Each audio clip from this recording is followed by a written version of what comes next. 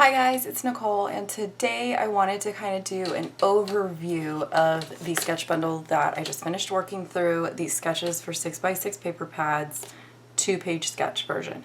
There is a 1-page sketch version. Now, I do want to go ahead and let you guys know, I've mentioned this previously in other videos, the sketch bundle was removed from their site because they were getting a lot of questions and concerns about the Facebook group and the timing of the Facebook group, and then a second group was created, and for whatever reason they chose to remove it from their site. If this ever comes back up for purchase, possibly with without the Facebook group connected to it, or for whatever reason, I would encourage you to get it if you do like double page layouts, if you already like their sketches, and if you are kind of intrigued by 6x6. You by no means have to use 6x6 papers.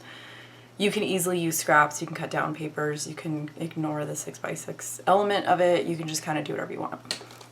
So I did try to, in any videos where I was talking about this, I did try to emphasize that it was a sketch bundle. It wasn't necessarily sold as a class, it kind of morphed into a somewhat self-paced yet guided Allison Davis class because she decided to attach a Facebook group to it, and she decided to kind of be available for people to sort of see behind her process of the layouts and the sketches and be able to ask her questions and just kind of have access to her. So I wouldn't necessarily call it a class. I know a lot of people are calling it a class. I just really tried to say sketch bundle in my videos because that's pretty much what it is. So I took all of my sketches and made myself a binder. This is what I do with their other sketches. So I just put a photo of this is the photo that was on the store for like when you bought the download bundle, and I just put a small version here on the spine. I don't need to have like a typed out thing. I can look at this and know this is what it is. And then what I ended up doing is, I don't want to like show you guys the sketches, but I've got, this is sketch 1. Behind sketch 1, I have a PDF behind it and another PDF behind it. And I'm going to talk about that real quick. So when she opened up the Facebook group, she actually gave us a ton of additional product or more information, I guess. The sketch bundle was just the sketches. In the Facebook group, both 1 and 2, every week she posts that sketch, her layout sample, and then she's also got some PDFs that you can either, you can download, you can print them, you can save them, do whatever. And one of them was a variation on the sketch. So it's small sketches, like 8 of them to a page. Some of them are 2 pages, some of them go 3 pages. And it's like tweaks and different modifications to the sketch, so that if you're looking at the sketch, maybe it's not working for you, but maybe one of the modifications does, and it's just kind of like a quick pre-modified version of it. And then I chose to print out the sketch, I chose to print out the modifications, and then I chose to print out the PDF where it's her layout that she did, and then she's got some typed information regarding modifications that she did, sort of reasoning behind why she did things or why she picked certain things. There was a 4th type of PDF. I chose not to print that one. That one is a little bit more of like a written version of the modifications, and I tend to lean towards visual aids over written. So by all means, you could, like if you're in the group, you could definitely go into the files and print all those out and include those with your sketches. So I chose to put them in my binder with sketch, modification, her sample, and then sketch number 2, modifications for 2, her sample for 2, all the way up through 20. So that's what I have in here. And I didn't make this until after I got done with 20. Most of the process, they were just kind of going into a, those like stacked paper things, paper trays. I was just putting them in there knowing that I was going to end up putting them in a binder. I ended up getting like I think I bought a 6-pack of these binders from Amazon, and I also bought their Amazon Basics page protectors. Worked out pretty good. None of them ripped on me, so I need to go and order some more of those. So that is kind of what I did with my sketches. So this is going to go with my other sketch binders, and when and if I feel the need to go either through this entire process or go back to some of my favorite sketches, then I know where to go, or I can pull them up on my computer. But honestly, I'm more of the type that I want to open, I want to open a binder and I want to sit here and I want to flip through and get inspiration that way. So this right here is all 20 of my layouts. I did do double page layouts for each sketch. And I had mentioned in a couple of my prep videos and in a couple of my process videos that my thought process on this was I chose to only look at the sketch. I didn't look at the modifications, even when I fell behind and the modified sketches were there for me to use. I chose not to. It's kind of like when I try a new recipe, I make the recipe the way that it's written, and then the next time I make it, I will make changes or omit ingredients. So for these, the first time that I made the layout, I wanted to sort of lean into my own creativity and do my own modifications. And then, like I said, if, say, 2 years from now, people decide that they, some of my friends want to go back through these sketches as a group, I might do that. And then the second run through of them, I might go straight to those modifications and pick one of those. Especially on a couple sketches. Some of the sketches were favorites. Some of the sketches were, they worked. It was fine. It's definitely a learning process. Like, you definitely learn what types of like background elements you like. You definitely learn what types of photo arrangements that you like. And I definitely learned things about myself through the class. I have taken enough of their classes and used enough of their sketches that I didn't necessarily learn anything new regarding how to use a sketch. It was more me learning things that I like to do or things that I like to see on a layout. This one ended up being number 1, and for whatever reason, it just was one of my favorites. And this was where I was kind of starting to learn that I do enjoy stitching on layouts, depending on the type of stitching. I do enjoy stacking up my die cuts for a more dimensional look. And I do enjoy making my own embellishments. I don't think that I would have necessarily pegged myself for those things prior to this process. So those are things that I'm going to definitely carry over into other layouts and other like projects. Now, there's definitely layouts that I'm like, okay, I'm glad they're done. They're not my favorite. And there's ones that I don't necessarily love. But again, they're photos that are done. They're a well-balanced layout. Like, none of them I'm going to redo, I guess is what I'm saying. This, I was again continuing with the enjoying making my own embellishments. So this was kind of where, okay, I'm on my second layout of stitching and making my own embellishments. This is something that I am enjoying. I find it therapeutic. I find it relaxing. I like being able to just put on a show or listen to a podcast or talk to somebody on video chat and do stuff like this, because I don't need to focus on the whole layout when I'm doing this, or I don't even have the layout with me because I'm just making the embellishments. Again, same thing with this one. I made my own sort of thickers. I made my own tiny alpha, and I went back to some things that I used to do a lot where you kind of cheat and you make it look like this is your background paper when really it's just a strip. It's these things that you don't think about very often. And that was a good kind of old basic thing that I had pulled out. And again, these all have a process video. The link to the playlist for all of these will be down below. This was probably one, I'm sure I have I know for sure 2 layouts. I ended up going to Google and getting some extra photos to fill in. So like this one I got a logo from the team, and this one I took the score from the game to be able to add some more photos because I didn't have the amount that I wanted to use. This was an example of one that in the end it wasn't necessarily my favorite. I'm glad it's done. I like the way it looks. In the middle of the process, it wasn't my favorite.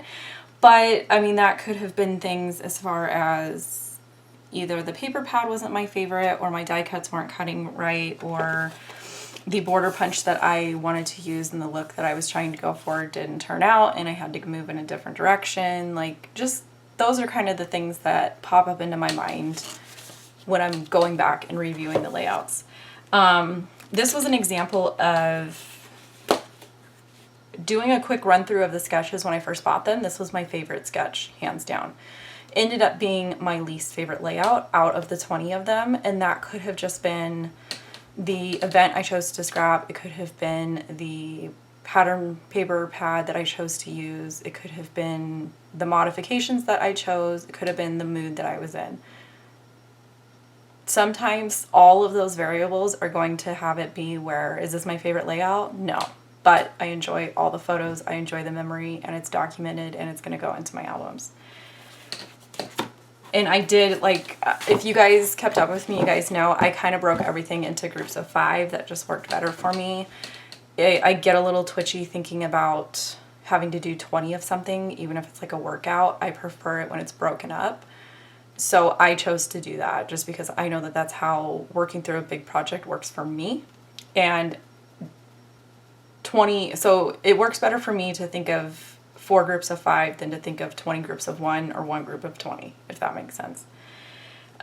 This was another one of those where the sketch wasn't necessarily one of my favorite things, but the photos and the topic that I was talking about was somewhat important to me. There was a lot of memories involved in this car, a lot of changes with the new car that we bought, that kind of thing. And then I went back to some things that I used to do years ago with layouts as far as the way that I choose to layer embellishments. And again, it could just be another one of those combos where Older My Mind's Eye is some of my favorite papers. The topic that I was doing was something that was kind of already on my mind. That kind of stuff does affect how I personally tend to scrapbook. Some of the layouts I definitely heavily relied on the actual product. Some of the newer 6x6 pads that I have bought, which this is one of them, I actually did 2 layouts out of the 20 with the same pad and the same set of embellishments. This is one of those ones where I chose not to make any of my own embellishments. I used letter stickers and I used the embellishments that were completely matchy-matchy. And that's another thing that I am learning that I thoroughly enjoy. I kind of either like to make things completely on my own or go heavily matchy-matchy.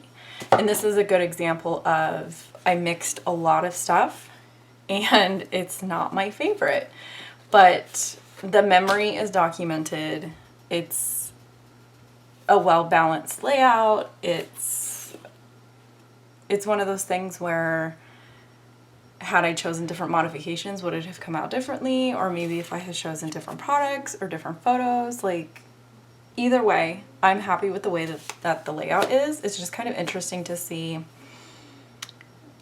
the things that you like about the process and the things that you don't like about the process. And it tends to be the layouts that I enjoy the most are the ones that had things like I said earlier, the homemade embellishments or letter stickers or things like that.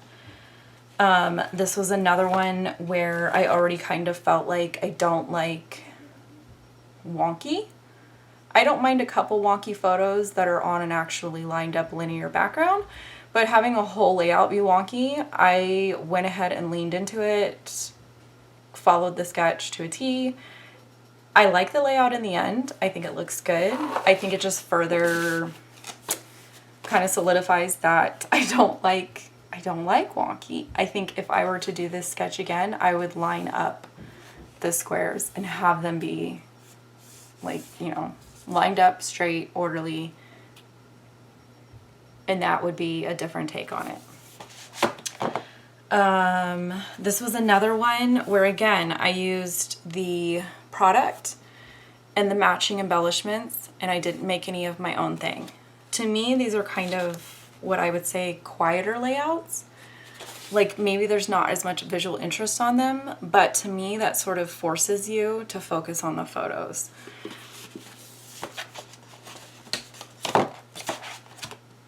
This was, again, another one where I just kind of mixed the two.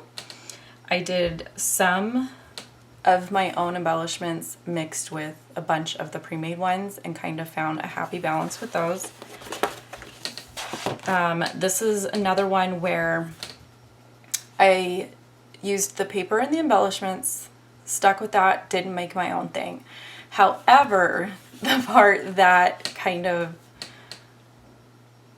I'm not a fan of, and I already knew that I wasn't a fan of, is tilted, like where the entire background is tilted. There's been a couple sketches that I have modified and straightened, and even a couple kits where the background photos were tilted and I chose to straighten them. Having done it, I'm glad I did it. Like I said, to me it's like doing a recipe the way that they explain it the first time, and then you figure out, okay, I don't like this ingredient or I don't like this seasoning, change it up. It's probably better that way.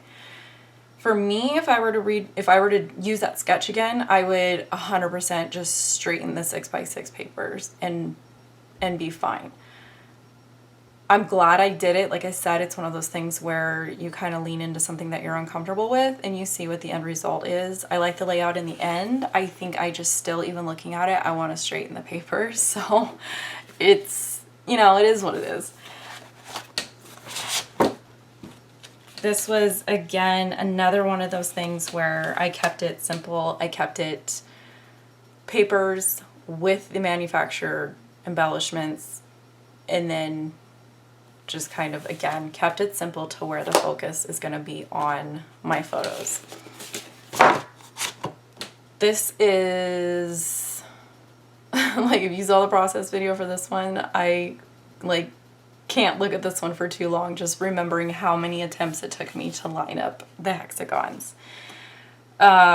Definitely this one was, if I was going to do this sketch again, I would use a bigger size hexagon just to make my life a little bit easier. And I would probably go ahead and just straight up draw some guidelines onto my background paper. You're never going to see them, but it's going to help you in the end to keep things lined up. But this was one of those things where I normally gravitate towards a kind of rainbow color look when I'm doing stuff with a ton of pattern paper, like a bunch of different scraps. Like if I was doing strips, I like doing rainbow. So knowing ahead of time, I knew that I was going to end up liking the layout at the end if I ever got to the end, because that was my original plan, was I wanted to take a bunch of different patterns. I wanted to put them in a rainbow order. So it's one of those things where if you already kind of know color palettes that you like or types of pattern paper that you like, you might not like the style or the method to get the background done. But if you can implement things that you do know that you like, you can kind of have a happy medium in the middle. And this was the second layout, like I was talking about, that I went to good old Google and got some nicer shots to kind of include with it.